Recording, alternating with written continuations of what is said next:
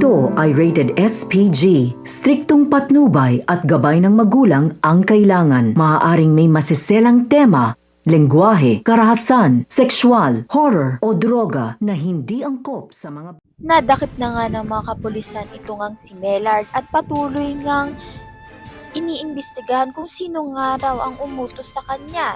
Nang dahil nga kay Lilet ay nadakip nga ng tuluyan itong si Mellard at patuloy pa rin nga siyang ini-interrogate nga nito ni Attorney Kurt. Sa kabilang banda naman nga ito ngang si Allen ay sinabihan nga at tinawagan nga itong si Patricia upang sabihin na nadakip na nga ng kapulisan itong si Mellard.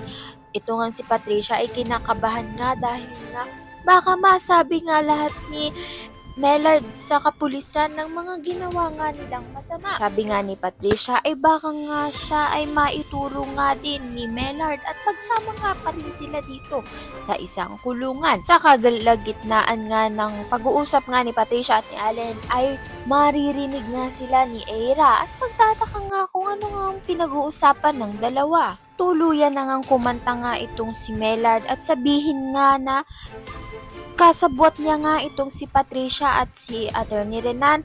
Ayan, napakatutukan natin. Maraming salamat sa iyong panonood.